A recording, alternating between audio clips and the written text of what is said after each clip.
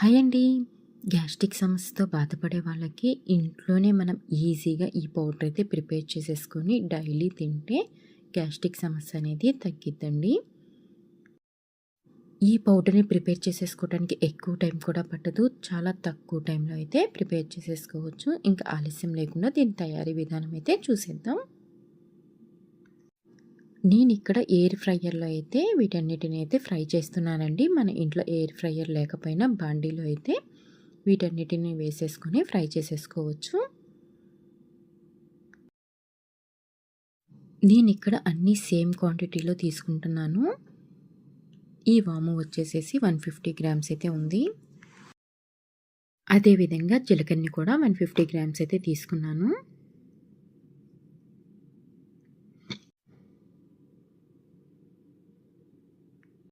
ఇప్పుడు సోంపును కూడా వేసేసుకుంటున్నాను. ఇది కూడా 150 గ్రామ్సేనండి.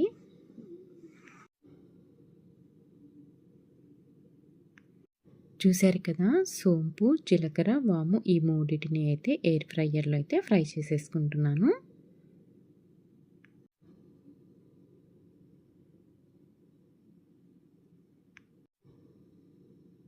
నేను ఇక్కడ దీనినైతే 5 మినిట్స్ అయితే టైమర్ అయితే సెట్ చేసేసాను. చూసారు కదా, ఈ విధంగా అయితే టైమర్ని సెట్ చేసేసుకోవాలి.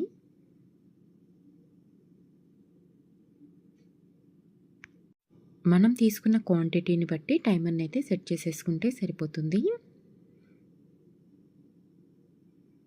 చూసారు కదా, 5 మినిట్స్ తర్వాత అయితే మంచిగా అయితే ఫ్రై అయిపోయినాయి వాము, జీలకర్ర, సోంపు.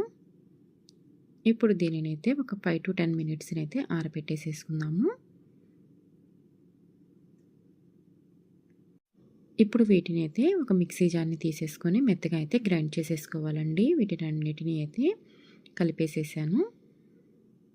దీంట్లోకి కొంచెం సాల్ట్ని కూడా వేసేసుకొని ఈ విధంగా మెత్తగా అయితే పౌడర్గా చేసేసుకోవాలి.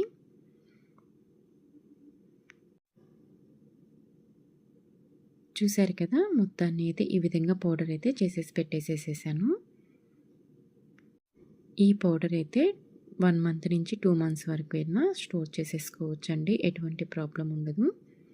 ఫ్రిడ్జ్లో కూడా పెట్టాల్సిన అవసరం లేదు.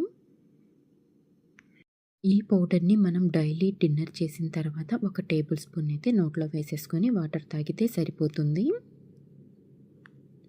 ఈ పౌడర్ని పిల్లలకు కూడా వాడచ్చు. ఎటువంటి ప్రాబ్లం అయితే ఉండదు.